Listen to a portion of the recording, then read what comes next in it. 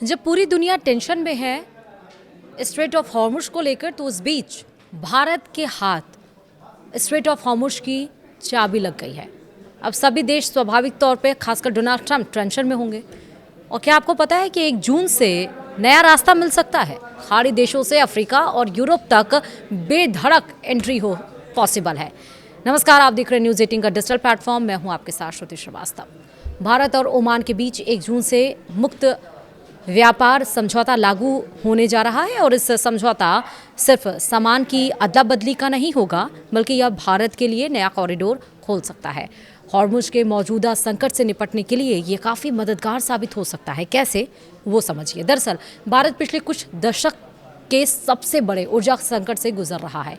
Iran और America के बीच जारी लंबे युद्ध ने तेल और गैस सहित तमाम सेक्टर्स पर जबरदस्त असर डाला है। चौतरफा मुश्किलों से घिरे भारत के लिए अगले महीने की शुरुआत से एक राहत भरी खबर आ रही है।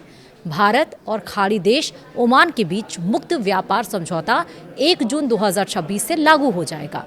इस समझौता की सबसे खास बात यह है कि ओमान हॉर्मुज के दायरे से बाहर है, तो इस समझौते से भारतीय अर्थव्यवस्था को क्या फायदा मिलने वाला है? भारत और ओमान के बीच 18 दिसंबर 2025 को कॉम्प्रिहेंसिव इकोनॉमिक पार्टनरशिप एग्रीमेंट, यानी कि जिसे हम CEPA कहते हैं, वो हुआ था, जो 1 जून से प्रभावी हो जाएगा। भारत ने पिछले कुछ समय से ओमान के अलावा कई देशों के साथ मुक्त व्यापार समझौता किया है। जाहिर है कि इस समझौते से दोनों ही देशों को एक दूसरे के बाजार में बिना टैरिफ चुकाए अपने सामान बेचने का मौका मिलेगा। लेकिन ओमान इस मामले में कुछ खास है। इसकी सबसे बड़ी वजह उसका हॉर्मुज के दायरे से बाहर होना। इसका मतलब है कि दोनों देशों के बीच बिना स्ट्रेट ऑफ हॉर्मुज की बाधा के ही कारोबार किया जा सकता है। इस मुक्त व्यापार समझौते में ओमान ने भारत के 98.08% यानी कि 98.8% सामानों पर टैरिफ खत्म कर दिया है। इससे भारत का ओमान को किया जाने वाला 99.38% एक्सपोर्ट पूरी तरह से टैरिफ फ्री हो जाएगा। इसका मतलब ये है कि भारत का लगभग पूरा ही निर्यात ट्रैफिक फ्री हो जाएगा। भारत ने भी ओमान से आने वाले 77.79% सामानों पर टैरिफ खत्म कर दी है, जो कुल आयात का 94.81% होता है। भारत ने कुछ संवेदनशील सेक्टर जैसे कि डेयरी प्रोडक्ट, चॉकलेट और ज्वेलरी सेक्टर को इस FTA से बाहर रखा है।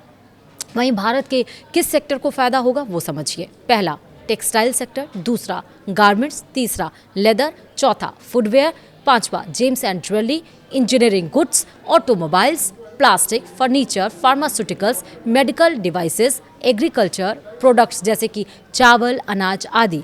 भारतीय प्रोफेशनल्स की मोबिलिटी आसान होगी और IT, health care, education, logistics आदि में बेहतर एक्सेस मिलेगा। ओमान में 100% FDI की सुविधा कई सेक्टरों में मिलेगी। दोनों देशों का द्विपक्षीय व्यापार अभी करीब $10.6 अरब है, जबकि इस समझौते से यह बढ़कर $12.5 अरब पहुंच सकता है। हॉर्मुज संकट में किस तरह से ये कैसे मददगार होगा, वो समझिए। हॉर्मुज से आवाजाही पर असर की वजह से भारत का आयात काफ़ी ज़्यादा प्रभावित हो रहा है। अभी शिपिंग रूट बदलने पड़ रहे हैं, जिससे इंश्योरेंस की कॉस्ट बढ़ रही है और आयात महंगा हो रहा है। ओमान के साथ समझौता होने से वहाँ के पोर्ट, खासकर सलालाह और दुक्कम को भारत अपने हब के रूप में इस्तेमाल कर सकता है। यह दोनों पोर्ट हॉर्मुज स्ट्रेट से बाहर हैं और हिंद महासागर के रास्ते सीधे जुड़े हुए हैं। भारत इन पोर्ट के जरिए खाड़ी देश, अफ्रीका और यूरोप को अपना सामान भेज भी सकता है और वहां से मंगवा भी सकता है। कम हो जाएगी हॉर्मुज पर निर्भरता।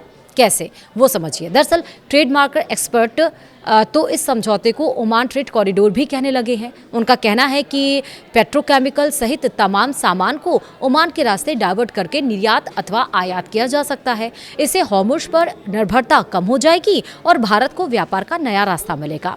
ओमान हमेशा से न्यूट्रल और मीडिएटर की भूमिका निभाता है। इस समझौते से उसका भारत के साथ संबंध तो बेहतर होगा ही, साथ ही सामान के साथ व्यापार के नए कॉरिडोर को खोलने में मदद भी मिलेगी। इसीलिए हम कह रहे हैं कि स्ट्रेट ऑफ हॉर्मुज की अब दूसरी चाबी, एक नई चाबी भारत के हाथ लग गई है।